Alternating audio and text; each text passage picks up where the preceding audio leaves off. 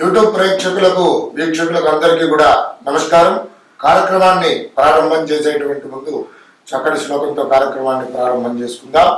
శ్రీ విద్యాం జగదాం దాత్రిం స్వర్గస్థితి లయేశ్వరీం నమామి లలితా నిత్యం మహా త్రిపుర సుందరీం చతుర్భుజ చంద్రకళావతాంసే కుచున్నతే కుంకుమారాగశోణే పుండ్రక్షుభాషాం పుష్పబాణాం హస్తే నమస్తే జగదేకమాతః జ్ఞానానందమయం దేవం నిర్మలాస్ఫటికాకృతిం ఆధారం సర్వ విద్యానాం హయగ్రీవముపాస్మహే. మరి ఈరోజు వీడియోలో భాగంగా ముఖ్యంగా ద్వాదశ రాశుల వారు మేషాది మీన పర్యంతం ఏ వృత్తులు ఏ వ్యాపారాలు చేస్తే వీరికి అనుకూలంగా ఉంటాయి, ధన సముపార్జన ఎక్కువగా చేయడానికి అవకాశాలు ఉంటాయి అనేటువంటిది. అలాగే ఈ క్రోధినామ సంవత్సరంలో మరి ఏ రాశుల వారికి మేషాది మీన పర్యంతం ఏవి బావుగా కలిసి వస్తాయి అనేటువంటిది ఈ విషయాలలో వీడియోస్ అనేటువంటిది ప్రారంభం చేసుకుందాం. ధనువు రాశి వారికి క్రోధినామ సంవత్సరంలో అనుకూలంగా ఉండేటువంటి వృత్తులు, అలాగే ధనువు రాశి వారికి మరి అచ్చు వచ్చేటువంటి వృత్తులు వ్యాపారాదులు ఏమిటి అనేటువంటిది ఈ వీడియోలో తెలుసుకుందాం. మరి ధనురాశి వారు ఏ నక్షత్రాల వారు అవుతున్నారయ్య అంటే మూల నక్షత్రం 1, 2, 3, 4 పాదములు, అలాగే పూర్వాషాఢ నక్షత్రము 1, 2, 3, 4 పాదములు, ఉత్తరాషాఢ నక్షత్రం 1వ పాదం వారు కలిసి ఏమిటి ధనువు రాశి వారు అవుతున్నారు. ఇక ఈ ధనువు రాశి వారికి మరి క్రోధినామ సంవత్సరంలో ఆదాయ వ్యయ రాజపూజిత అవమానాలు కనుక చూసుకున్నట్లయితే ఆదాయం 11, వ్యయం 5, రాజపూజితం 7, అవమానము 5 ఈ విధంగా ఉన్నాయి. ఇక వీరి యొక్క జాతక లక్షణాలు గనక గమనించినట్లయితే వీరు ప్రసన్నమైనటువంటి ముఖ వర్చస్సు కలిగినటువంటి వారు, దివ్యమైనటువంటి తేజస్సు కలిగినటువంటి వారు, ఆధ్యాత్మిక దైవ చింతన కలిగినటువంటి వారు, ధనవంతులు, గుణవంతులు, బుద్ధిమంతులు, సత్యవంతులు, అలాగే త్యాగబుద్ధి గలవారు, ఆటపాటల యందు నేర్పరి, అలాగే మంచి సద్గ్రంథన పఠనాశక్తి కలిగినటువంటి వారు, మంచి శాస్త్రవేత్తలు, మంచి ధర్మ కార్యక్రమముల నందు ధర్మ మార్గమునందు నడుచుకునేటువంటి వారు, అలాగే విశేషమైనటువంటి జ్ఞాన సముపార్జన చేయటానికి మంచి విద్యాపరమైనటువంటి విభాగాలలో బాగా వీరికి ప్రవేశం అనేటువంటిది ఉంటుంది. ధర్మశాస్త్రములు, వేదశాస్త్రములు వీటిపై ఆసక్తి అనేటువంటిది వీరికి చాలా ఎక్కువగా ఉంటుంది. ఇక మరి ధనువు రాశి వారికి అనుకూలమైనటువంటి వృత్తులు, అచ్చు వచ్చేటువంటి వృత్తులు, వ్యాపారాలు ఏమిటి, ఏవి చేస్తే వీరికి మంచి ధన సముపార్జన ఉంటుంది, అనుకూలంగా ఉంటుంది అనేటువంటిది చూసుకున్నట్లయితే వీరికి ముఖ్యంగా వేదాలు, శాస్త్రాలు, గురువులు వీటిపైన మంచి ఒక ఒపీనియన్ అనేటువంటిది కలిగి ఉంటారు. అలాగే నిజాయితీ పరులుగా ఉంటారు. కాబట్టి వీరికి న్యాయ వృత్తి బాగుగా ఉంటుంది. న్యాయవాదులుగా, లాయర్స్గా వీరి వృత్తి ఎంచుకున్నట్లయితే చాలా అనుకూలంగా ఉంటుంది. అలాగే రాజకీయ నాయకులుగా కూడా వీరికి చాలా అనుకూలంగా ఉంటుంది.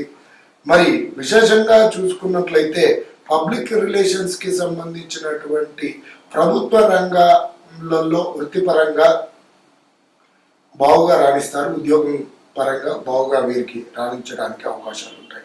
అలాగే వీరు వ్యాపారానికి సంబంధించినటువంటి సేల్స్, మార్కెటింగ్ విభాగాలలో దానికి దానికి సంబంధించినటువంటి వృత్తి కానివ్వండి, వ్యాపారం కానివ్వండి చేసినట్లయితే చాలా యోగకారకంగా ఉంటుంది. అలాగే జర్నలిస్టులుగా బాగుగా రాణిస్తారు. వీరు చాలా వ్యూహమైనటువంటి మాటలు చేసేటువంటి సిద్ధాస్తులు, శాస్త్ర పరిజ్ఞానం ఉంటుంది. అలాగే భాషా ప్రవీణులుగా కూడా ఉంటారు. కాబట్టి వీరికి జర్నలిస్టుగా వివిధ న్యూస్ ఛానల్స్లో కానివ్వండి, పత్రికా విభాగంలో కానివ్వండి చాలా బాగుగా ఈ పరమైనటువంటి వృత్తి, అలాగే ప్రింట్ మీడియాకి సంబంధించినటువంటి వృత్తులు, వ్యాపారాదులు ఏవి చేసినా సరే ఈ ధనువు రాశి వారికి చాలా అనుకూలంగా ఉంటుంది. భాషా ప్రవీణులుగా ఉంటారు. కాబట్టి ఒక లాంగ్వేజ్ కి సంబంధించినటువంటి టీచర్స్గా, ఉపాధ్యాయులుగా ఉన్నట్లయితే వాటి పరమైనటువంటి ఇన్స్టిట్యూషన్స్ పెట్టుకోవడం పూర్వకంగా వీరికి అత్యంత లాభసాటిగా ఉంటుంది.